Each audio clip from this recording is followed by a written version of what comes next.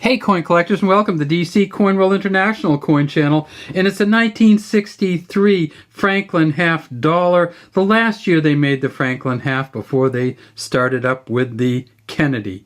So let's just cut to the chase on the highest prices, and this is the one right here. It's from the Philadelphia Mint from 1963. You can see that it is a Mint State 66 full bell line, 66 plus full bell lines. And down here you can see that it's sold at a Legend Rare Coin auction in 2019 for $85,188. There have been two of these found, two of these graded by PCGS, and PCGS says the value is right around that $85,000 mark. And you can see that this is the sweetest Ben Franklin you're ever going to see. You can read all the words here. You can see those lines going all the way across there, and that's virtually impossible to have on a Franklin coin that's even coming straight out of the mint. You almost never have these lines. So the full bell lines and the way that this Franklin looks really add to the value. Now, another thing that really adds to the value is that they only made 22.164 million of them. It turns out that they made these at the Denver Mint. Here's the best Denver Mint coin. You can see down here, $16,800 for a Mint State 67 plus with the full bell lines. And this coin actually grades a little higher on the PCGS grading scale, but the problem is that at the Denver Mint they made 67 million, the most Franklin halves they made in the whole series from 48 to 63. So even though this is a really nice coin and grades out better than the Philadelphia coin, it's worth a lot less because it's not as rare and because they made so many more of these. So when we look down to the PCGS values, the current values, we'll see that PCGS believes a Mint State 67 currently is worth $22,500. So this one would be worth maybe a little bit more than that $22,500, but I think somebody's got the best one already, the one from Philly, and it's going to be hard to get anywhere near that $85,000 again for any Franklin half. And we're looking at it right here, and we see Franklin on the front facing to the right. It says Liberty above his head, in God we trust, under his chin, under all of them actually. And then if we tip it up way up here, we see a J, an R, and an S, and that's for John R. Sinek. You probably know him because he was the engraver of the United States nickel. And so when you see that JS under the nickel, you know that that is the same guy, the same John Sinek. These coins were made from 1948 until 1963. They made them at 3 different mints, but in 63 there were only 2 mints that made them. The Philadelphia Mint, which has no mint mark above it, and the Denver Mint, which has the D mint mark above it. San Francisco Mint did make them, and there's a San Francisco Mint S right up there, but they stopped making them in 1954. After that, it was all Denver and Philadelphia mints.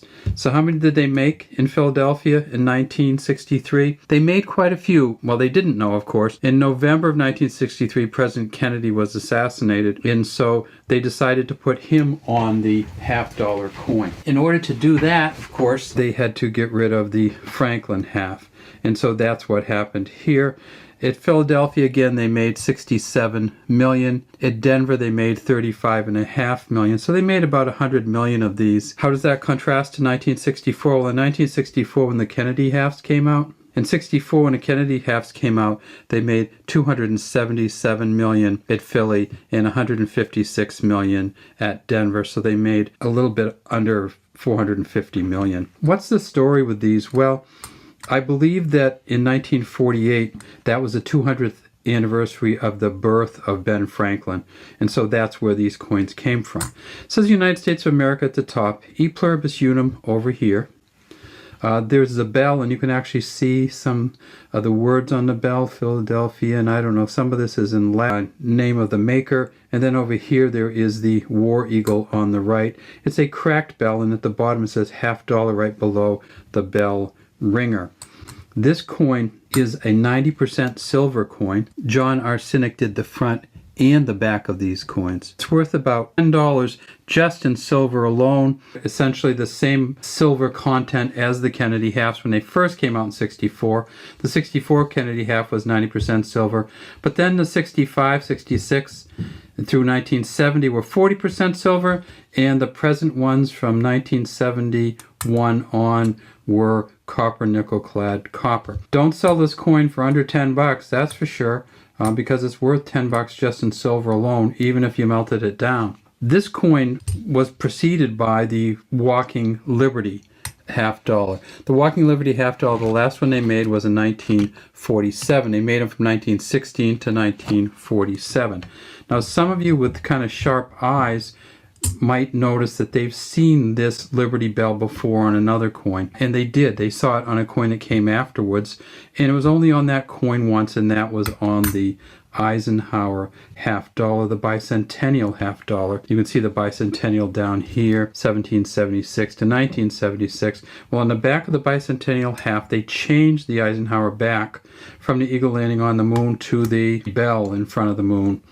And when we look at it, we see this Liberty Bell here, and then we can look at the Liberty Bell on the Franklin, and let's see how similar they are. Well, it's the same bell, of course, but it's also kind of a very similar design. I believe that the engraver of this coin, Dennis R. Williams, is a DRW right there, used the back of the Franklin half as a model, because I know the actual Liberty Bell is the same thing, but this bell and this bell, just the way that they're engraved is so similar that I believe they probably used the same thing on them. And so that came out in only that one year in 1976 for the bicentennial. If you are looking for these coins, one of the ways you can buy them sometimes is at a coin dealer or a silver dealer. They will sell them for a little over the silver value. Here's one that's in really good shape.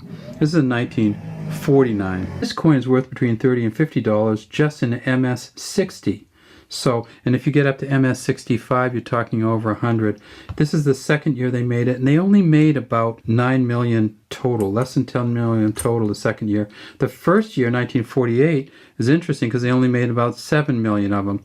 And so those, if you can get an MS-65 in the 1948D, you're talking about $100. But for some reason, 1949 Phillies and Denver's are worth even more. So look for the 1949s, 1948s. That's where you can get the big money out of these. They're worth well over 10 bucks, and you'll hardly ever see a silver dealer or a coin dealer selling these in bulk for silver value alone. All right, that's all we have today from DC Coinwell International Coin Channel. Have a great day, and we'd love to have you subscribe to our channel and leave any comments you have in the comments section.